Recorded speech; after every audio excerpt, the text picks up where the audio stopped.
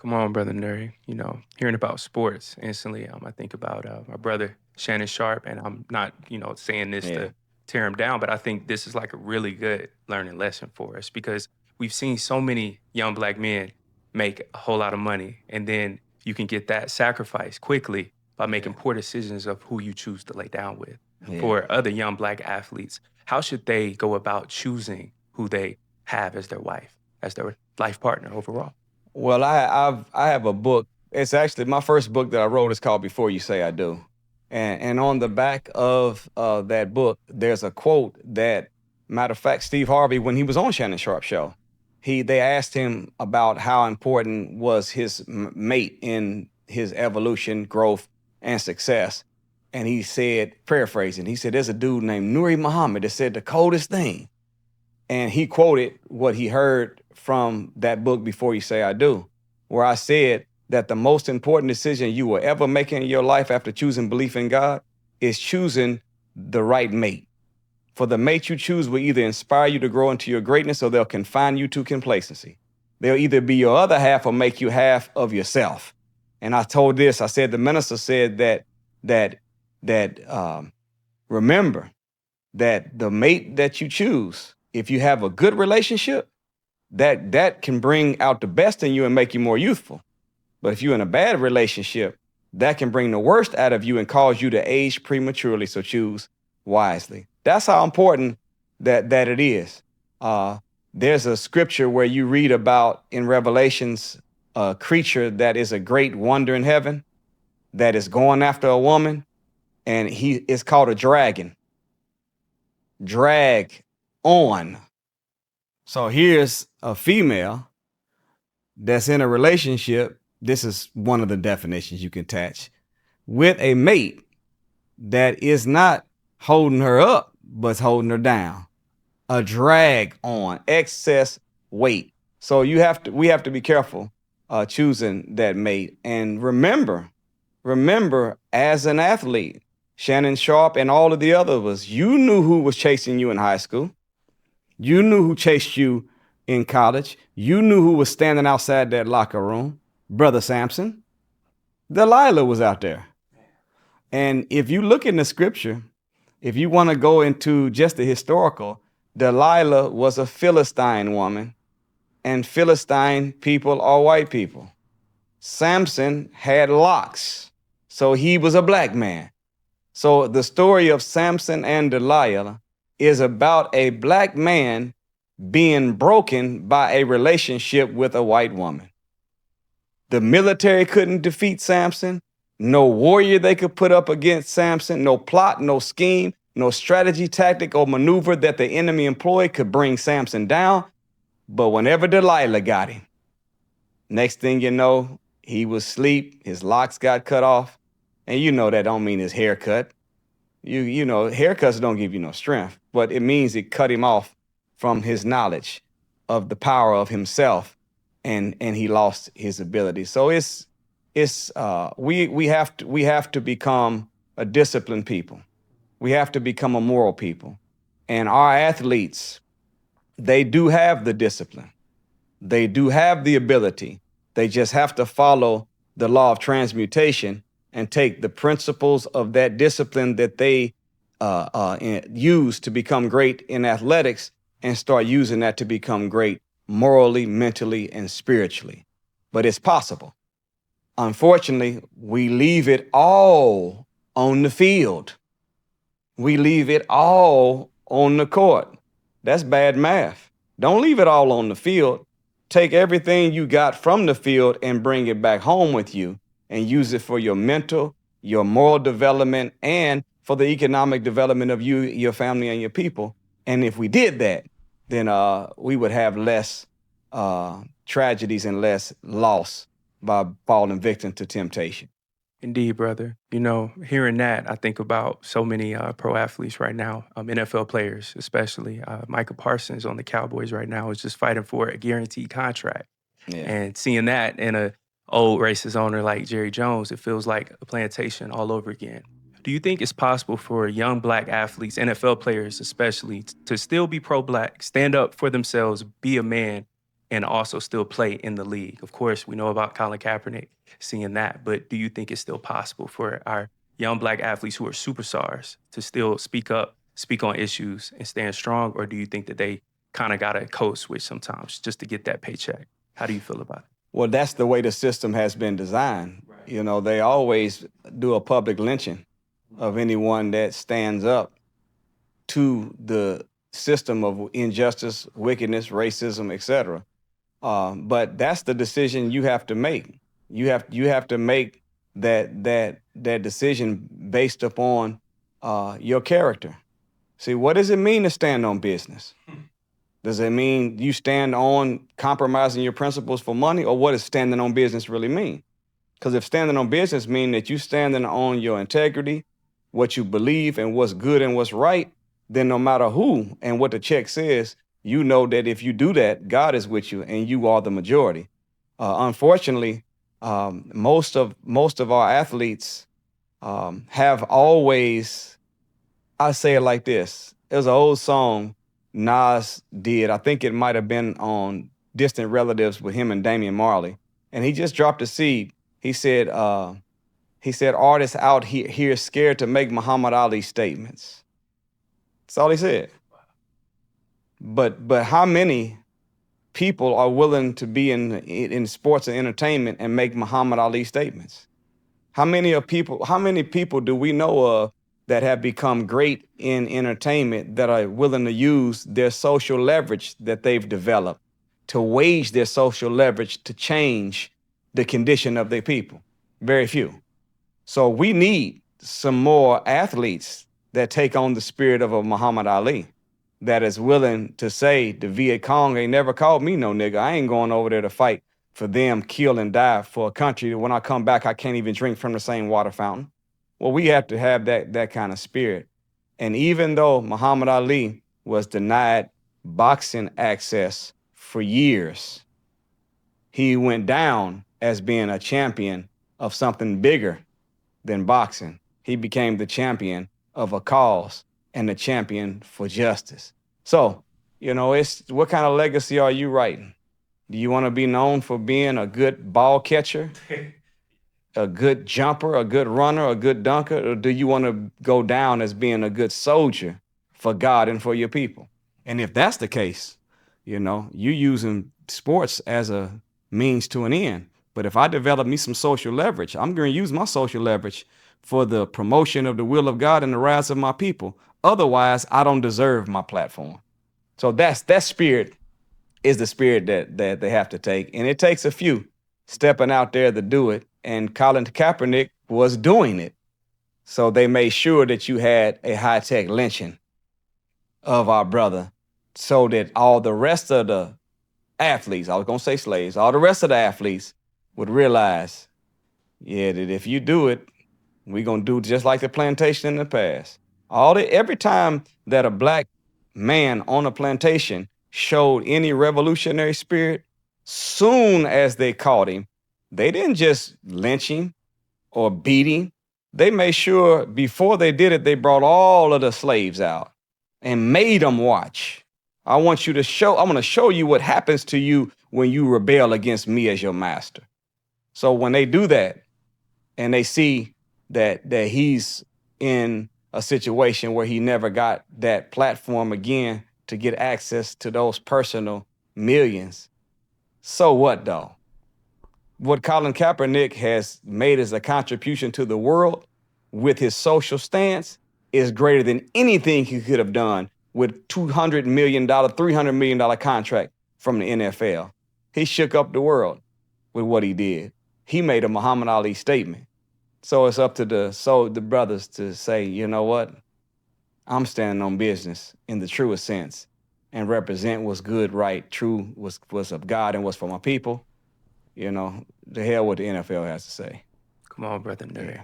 Man, you had a phenomenal conversation on our brother Cam Newton's podcast. I enjoyed that. And man, One thing that you really talked about that caught my attention was how we don't translate our skill sets from playing sports to real life.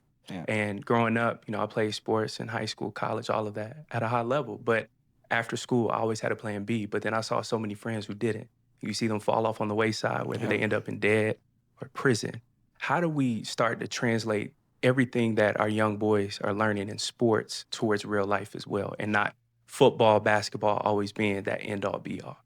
That's a very good question. I will say this, that it touched my heart. I got a little teary-eyed. It was 2 days ago. I was at the gym and a brother came in and he recognized me. And he's an NBA scout. I'm not going to say what team he's for because they'll come get him. He's an NBA scout. Listen what he told me. He said, brother, what you said, I've been taking that all over the country to all the high school and college athletes that have a goal to make it to the NBA. And I've been putting it in their mind. He said, what you said, you hit it on the head. And what I was saying is that white people put their children in sports to extract the principles from it. Black people, we put our children in sports to become a professional at it.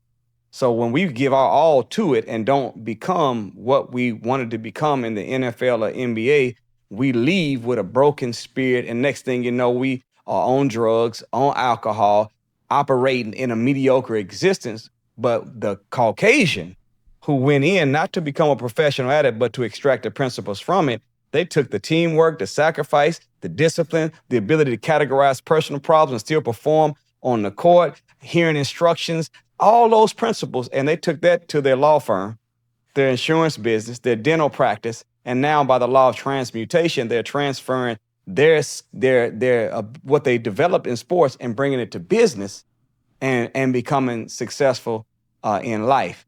And I would say phase one, we as parents have to do a better job at rewarding academics more than we do athletics.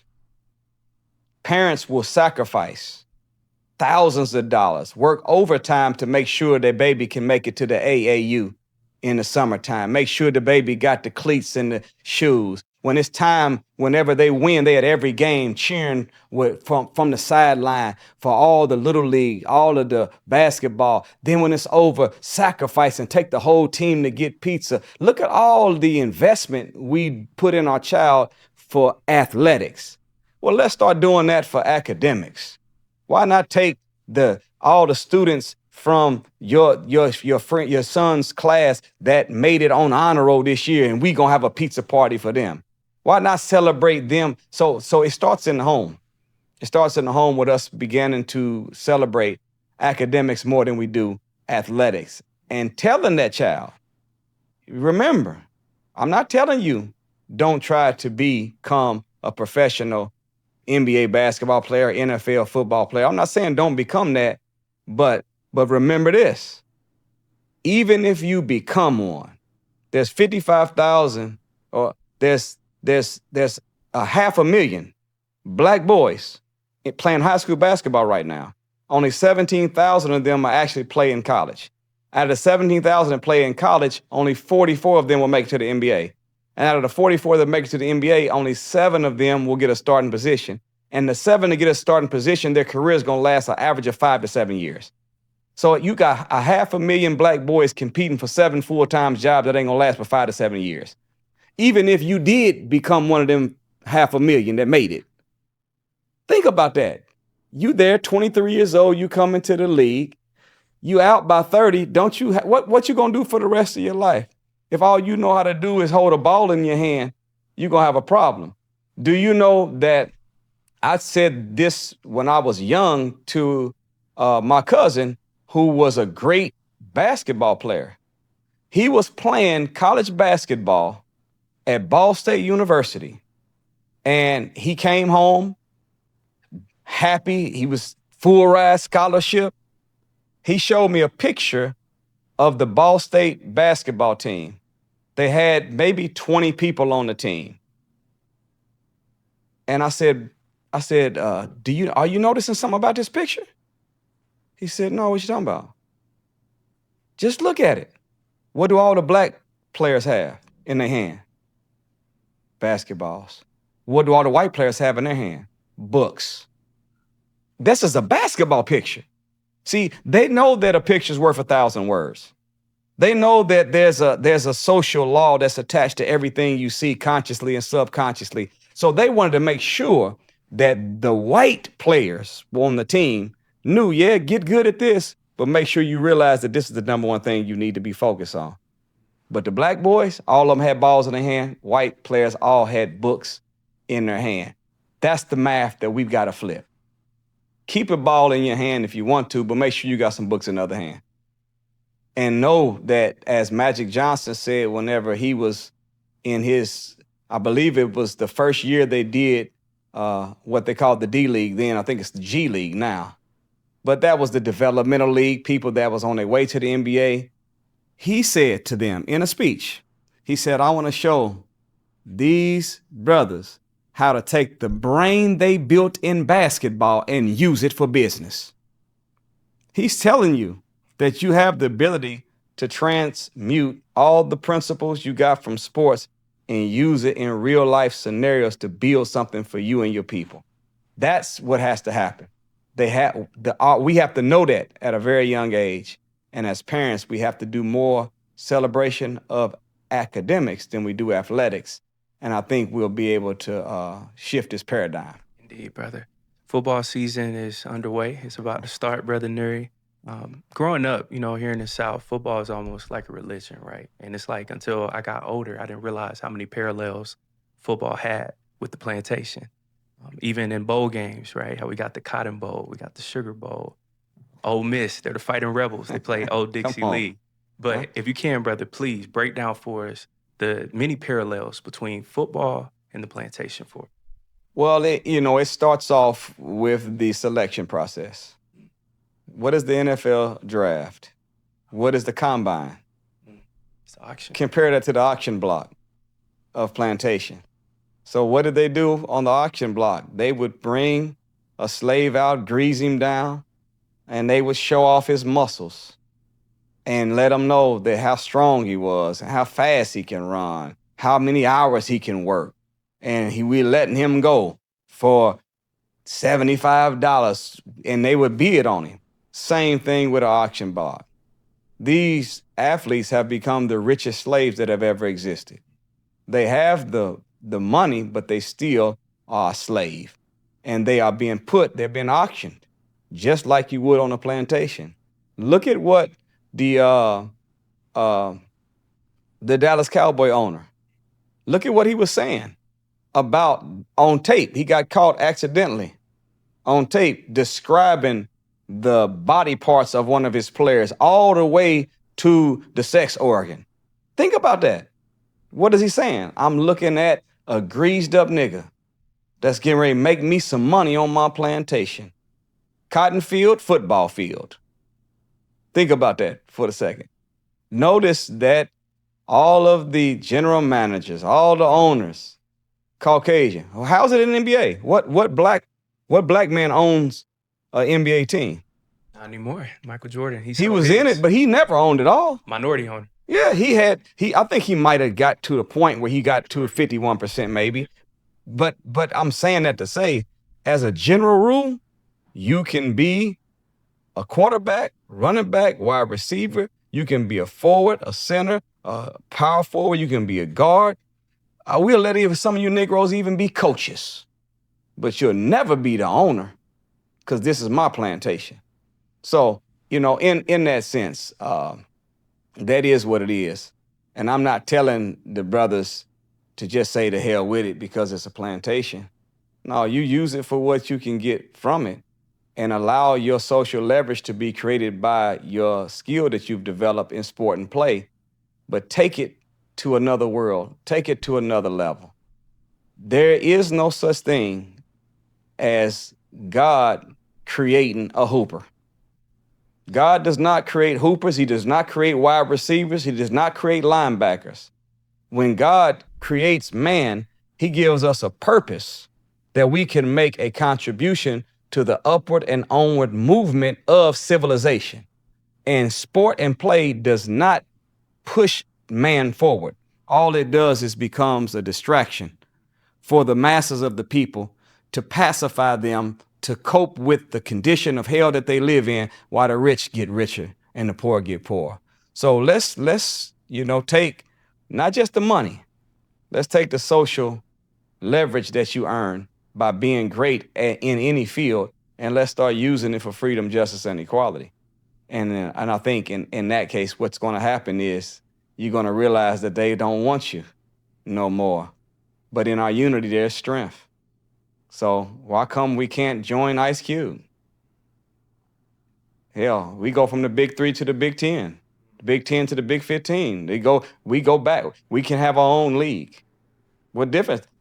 You don't want us to play on your field? We rent our own field, and we can do the same thing that they do, and we can do it for ourselves and for a cause. Next thing you know, imagine if we began to use our business acumen with our athletic acumen, marry the two together, and began to generate attention and resources. And we say that this year we've raised $2 billion in excess funding. We are going to sponsor the next 100 Black independent schools inside of the cities. It's just that simple. We could do it. So that's kind of a platform and foundation for it. And that is what it is. We have become $40 million slaves.